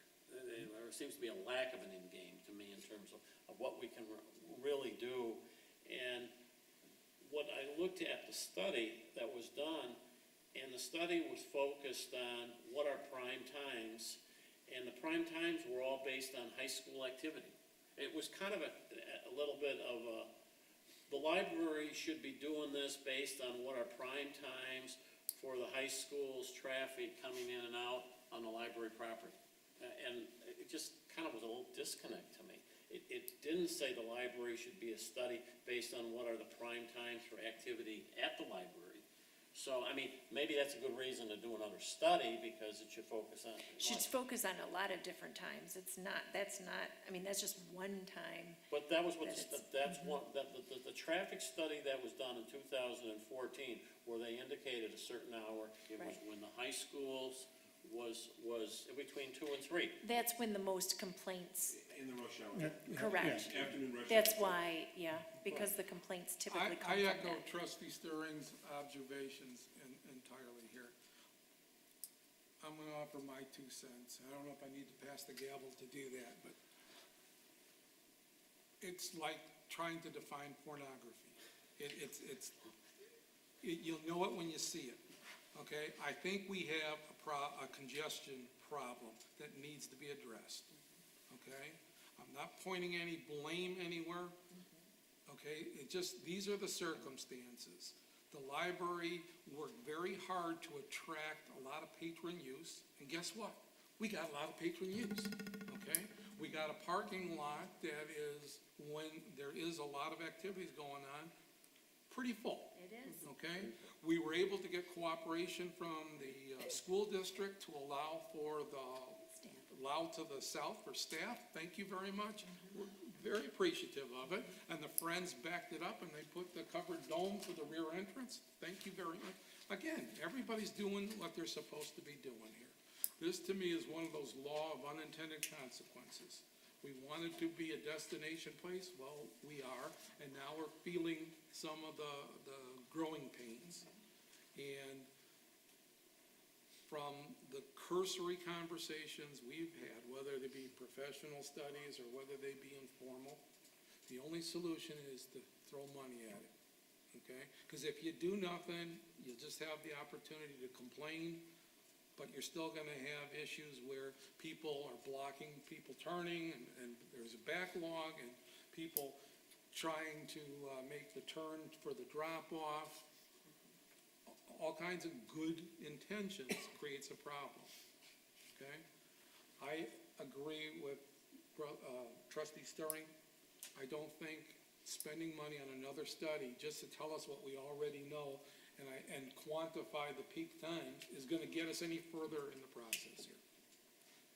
So that's why I suggested that we table this from the agenda, because I was already leaning against spending money on a study that could be partial payment, a down payment towards a solution, okay? So I guess what I'm recommending here, if we're gonna continue this conversation, let's throw out, and maybe we have to defer this till we get to the budget meetings next month, but let's talk seriously about throwing some money at a permanent solution. Are we asking the study, library is asking for the study or the city is asking for the study? They're recommending another study. The city, They are the recommending- city is wiping their hands saying, hey, we've already done one for you. Take it and use it as you want. You want more information or different information, you pay for it. So we got a price tag of $6,000 or $7,000 to do another study. Why we want to have a second study? That was the recommendation. That's why we were bringing it to you. Oh. That's what the city gave us. That's their Yeah, recommendation. no, you've done your job. Now we're supposed to do ours. Table. Just to check out. Yeah, on that, I know that when we first talked about it, and I apologize if we as a subcommittee, if we got this earlier, I didn't open my email or otherwise. This is the first time I saw the study. And actually, the one issue that I did have was how do they address the issue of left-hand turn? Because no one had done that, but looking at this study, they did talk specifically about the left-hand turns getting out of the library, and I believe they did have a mitigation to that that would be helpful. And it involved signage and effectively, if I read this correctly, eliminating a left-hand turn off of 10 Mile going westbound into our main parking lot, enforcing the people going westbound on 10 Mile to turn into Wildcat Drive and come in, if you will, to the back part of that. So that's there now without any type of construction to the site. It's a matter of signage and obviously a alarm tray. And they talk about it helping, but clearly it doesn't help it 100%. My concern is, given this, what I agree, I wouldn't vote for the study here, but going past that, my concern is that if we spend $50,000 and expand the entryway to the library, we still haven't addressed the problem getting out of left-hand turn. What we've done is we've said, you people making a left out of here, you're gonna wait. We don't care that if you have to wait here for 5 minutes, we're gonna make sure all the righties get a chance to go out in a minute and a half. And to me, if you're not gonna help, if we're willing to say, as a library, staff and a board, we'll let the left-hand people fend for themselves, then why spend money to ease the burden to the people making right-hand turn? I mean, I struggle with that, and I I think think, it's a nice problem to have for what we have. And you know, and we may need $50,000 or $60,000 or $75,000 for something else. But that's to be discussed. But I agree, I would not go for a study. I think it'd be, if we're gonna do anything, I'd rather save the money towards it. Trustee Stern? You know, it's a somewhat simple thought of if we want people to make left-hand turns out of the library property, we have 2 lanes there right now. We could make one left-hand turn and one right-hand turn and force everybody to come in the library for Wildcat Drive. We could do that. We could try to. We could do that. You could try to do that. You can't legislate that behavior. I guarantee you. But with signage that this isn't an entrance, this is next up. Second of all, if there is a problem with the left-hand turn lane going out of the library at a certain time that hinders all the right-hand turns, And it also hinders traffic coming in from 10 Mile well, into, we yeah. could put up a sign that during those specific hours, And that was a recommendation as well. whether that's 2 to 3, or whether that's 7 to 8 in the morning, or whenever that is, no left-hand turns between those hours, that the people, the hundreds of cars, so to speak, that are trying to turn right, wouldn't be frustrated because there's one left-hand turn lane holding up 100 cars behind it. Now, I'm exaggerating a little bit, but I mean, that's something that we could address with a lot less than $7,000 and just by signage. And granted, people don't always listen to signage and stuff Right. like that. But it is a start. But it's a start, and if that, I just, you know, I struggle with the problem, but do another study is just kind of. I'll be honest, I struggle with just the cost in general. I mean, it's not just the study costs, it's the different costs that came in. You know, the 5 different options for costs, they're high costs. We do have a problem, we do get complaints. It's not gonna change because behaviors are, I mean, I shouldn't say that. It can change. I think, I do agree with you, Trustee String, that we could look at signage first before we actually put dollars. I'm a little nervous because I don't feel like we've gotten, if the traffic study and the people that did the report, to me, they should have given us a really good plan for how that works. I think that's what their job is to tell us, we think this is gonna be the best way, or here's the best plan for you, and not, okay, well, here's a plan, now pick and choose, it's up to you guys. I was hoping for a more definitive answer That's from not them. the world of consultancy. Well, but I was No. looking for a little more direction, since that's what their job is and that's what they're supposed to do. I don't know traffic flow, I don't know what's All right, good for that. I'm gonna so. offer, again, another opinion, take it for what it's worth here. But I've already had a problem as a member of the landscape committee. The whole frontage look, to me, is not aesthetically pleasing, okay? My solution is we expand that driveway, not for 2, but for three, a right turn lane, a left turn lane, and an inbound lane, and have it wide enough that it doesn't impact the traffic that's going around the loop for dropping off materials. You know, there'll be enough room now, if it's wide enough and it cuts into the landscaping out front. To me, it's worth taking a one-time fund balance expenditure to try and solve this situation for the next few years. And I believe they gave us a cost for that. For widening the current driveway, I think it's about 52. Yeah. That's an estimate. If we're gonna Right. do it, Absolutely. we'd get a proposal and find out exactly. Right. But the expectation, it could be $75,000 to $100,000. Okay? But again, you gotta look at the gravel and the concrete and the asphalt and the other issues that are impacted by it. But to me, again, if we're prepared to do it ourselves, then we go back to our partners, i.e. the city, and say, can we get participation? You know, 2/3, 1/3, or 3/4, 1/4, or something to help subsidize it. Maybe it makes it more viable, but just to, again, I'm anti-study because I don't think it's gonna tell us anything we don't already know. I don't see that anything that impacts Wildcat Drive. Now, the signage, you can try to encourage people, the behavior, but now you're gonna get into, so what, how are you gonna handle the penalties? I mean, the sanctions, and, I mean, yeah, I mean, You'd have to have the police there for a while to good luck with change all that. that. Yeah, good luck with Right, that. but that's, I mean, that's how you enforce it, that's, I know. I mean, it's good intent for the conscientious people, but for most part, people are gonna wanna get in, get out, and they wanna get their kids right at the door, and that's causing the problems, because we provided a welcoming environment for them. So, On that topic, is that, when you say you're getting complaints, where are the, you know, if the library's open from 10 till 9, can you define when those complaints are coming in? Is it just that I'm dropping my kids off for a babysitting function, I'm dropping them off or I'm picking them up, and I gotta get out real quick, and down at, if I'm there at 2 o'clock, I can't turn left, or I can't turn right? Is that the complaint, is that the person complaining? The Versus complaints- the person coming in and saying, I'm just trying to get into the library to go have a coffee and read the paper and look at some periodicals, and I can't get into it.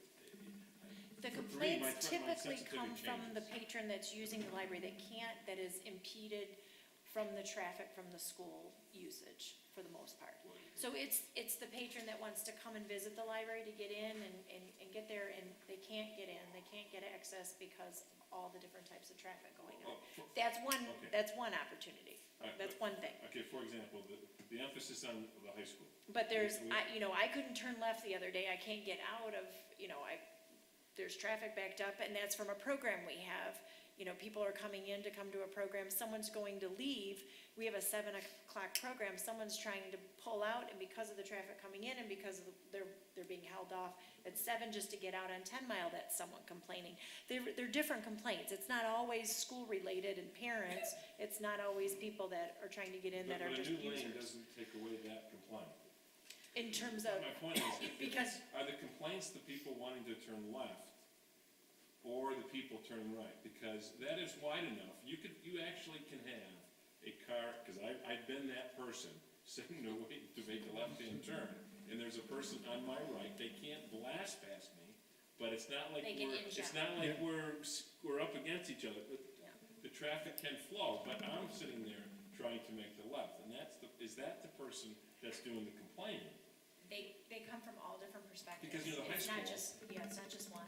Having been there at the high school and having 3 kids at the high school, at 2:05 to 2:15, it's crazy. But at 2:30, it's a ghost town again. Right. And so Well, if it's for us, though, one our on- constant pickup and use, there is that one. I know, but having used the library parking lot as a convenient means of getting my kids to the high school and back, I'm sympathetic, but I'm not as sympathetic as the person that's actually using the library for its intended purpose. I And- think and- most of the complaints come from the patron complaining because of the way the traffic is created from the parents. It's not the parents complaining. They're happy, they're in and out. It's the other patrons that are affected by not being able to get to the library because of all of this. No, I know, but from the high school standpoint, once again, if you're sitting there, if you don't have a place, if you're a patron that's not on a high school schedule or a school schedule, you're open from 10 till 9, shouldn't I tell myself, I probably don't want to be anywhere near that place between 2 and 2:15? Well, I mean. Maybe that's the early time to do But it. Julie, it's no different than if I'm gonna leave 16 Mile in Livernois you're and try to get home. If I leave at 3 o'clock from a meeting. Sure. I get home by 5. If I leave at 3:15, I'm not home till 6. And so my suggestion to that patron would be use us at another time, Well, sir. yeah, that's what I'm saying, so. Okay. Well, I think it's no, not, I don't think you have to make a But it- suggestion at all. right. I think it speaks I'm just to saying though, itself. it's not, it honestly isn't school parents complaining. It's people who are just normal users of the library that depending on, and it's different times of the day that the Yeah. complaints come. It's not just the school at 2 o'clock. And obviously 7 o'clock in the morning doesn't matter because we're not open. It's not just the 2 o'clock time. It's when we have programs, it's at 6 o'clock because that's when people are picking up and there's a large rush of people to come in and get their kids. It's when Team Space is done at 5. It's a program done at 8:15 and there's still people coming in to use the library for the last half hour and then you've got all the traffic trying to get out of the library. There's story time that goes till 11. You have a big group of people that leave at 11 in the morning. The complaints have come from all different times. But I think it's the left-hand turn is where the complaint's coming from. I don't think it's the right. I would have to go and look because I know that But they're I think like, that's important to do too, that we should, because once again, if you do the extra lane, you're not helping the people. How would you feel? I would feel pretty bad if we spend $75,000 to put a new right lane in, and we come back the next month and you said, you know what, the complaints dropped from 100 to 80. Because people complaining about parking, or getting out of the parking lot, because they're trying to go left. And you can't go left. And this, my recollection is this all started when a Novi City Council person tried to make a left-hand turn into the parking lot coming westbound on 10 Mile. well, the he complaints said, have "Hey, been there's an coming issue." forever. What's that? The complaints have been coming No, I know, forever. but that's where Yeah. that's how the study. That's how it got That's moved how up, it's yes. done, Mhm. Absolutely, but we have had complaints from day one. yeah. All right, the hour is getting late here. Is there gonna be a motion at all for any activity? I don't believe so. If not, I think that for the budget session, we should be prepared to discuss the implications of the library on its own, either spending money on signage, spending money on capital improvements, or whatever, and then have a contingency plan looking for subsidization, either from the city or the school district or both. Okay. One last comment on mine, and Okay. the issues with the school, is it a dead issue about opening up that lane all the way across to the tennis courts? That was As- one option, but it just, it hasn't gone any further, but that was an option. So what's the latest from the schools on that, or if they were involved with this? No, they were at They the were. meetings, they attended, they were open to looking at options. They were very willing to be sitting down and having those discussions. And that's better than in the past. Trustee Stern? Well, I agreed with what President Margolis said, but I would add to, or would like to add to, that I think it's positive that representatives of the library are sitting down with representatives of the school and representatives of the city, and I would continue to do that, but would convey the sentiment that if there's this uniform desire to work together, that maybe there ought to be some uniform, hiring the consultants and agreeing in advance on some kind of cost planning, if there's this three-party desire to accomplish them. In addition to whatever we may do on our own at the library in terms of costing, I think the concept of the study and what might happen after the study, if it really is gonna tie together these three properties in some way, ought to be with some type of joint costing. I think that's how initially they started, but, they saw that the bigger concern was really the entrance into the library and that being a bigger issue, which falls on the library itself. Was it an issue in the entrance or an issue on the exit? It's both. I mean, the complaints come from, I can't get in and I can't get out. Well, the left-hand turn off at 10 miles competing with the left-hand turn out. That's because to 10 miles. That's, So it's yeah, like that's not down here. our fault. Well, it's also because I But the know people incoming that close their eyes. you have and people walk. coming the in, incoming people trying to traffic turn, has and preference. these people can't turn because this guy's, I mean, the incoming people on 10 Mile have preference for anybody going out. Whether you're making a left on 10 Mile, or you're making a right on 10 Mile. Not if because there isn't really a left turn lane and they create it and then they stop the flow. They don't allow, there's not enough space and someone can't actually get in. Well, what happens, Mark, if I'm turning left out of the library, and I've let 12 people come in front of me, making a left-hand turn off the 10 Mile, guess what? The 13th car is not going to get in front of me. see, that's why I go out the back way, even though you're not supposed to go out the back way. Great, John. And then Thank you. take Wildcat Drive and make my left-hand turn with no problem. All right, again, without any formal motion on. We can't make that road a two-way road? Which one? The one going out to Wildcat Drive? You can, that's an option that has. No, we can't, we would need permission Oh, to do, yeah. yes. Oh, have that's to what I work mean, with the no, we schools. can't, okay. No, the only thing, as trustee school Stirring property. said, the only thing that we can This is the control school property from is here the to here. entrance we own. Oh, that's, That's the oh, reason why. oh, okay. I thought this was all Our our, roadway I goes- thought this was all our roadway property. goes over the, this library property doesn't go up to the back of the curb of Wildcat Drive. Oh, okay. It's about 10 or 15 or 20 feet in, so Yeah, that's, we'd have to have that's a it. school, yeah. Yeah, if we could tie bar right to the loop Yeah. to let people get out of the corner, that would, and maybe that's another alternative, but again, I think you have some insight in terms of our orientation. We're sympathetic to the needs of the patrons. Whether we can come up with a viable solution, we will exhaust all opportunities, but we're not solving it tonight. Right. And I don't think another study, you know, again, thank you very much for doing your job and putting it out there for us. But I don't think that that's gonna get us any further. So, is there any other items to discuss for this evening? Hearing none, I'll entertain a motion to adjourn. So moved. Second. All in favor of adjournment? Aye. Aye. Meeting closed, 8:58.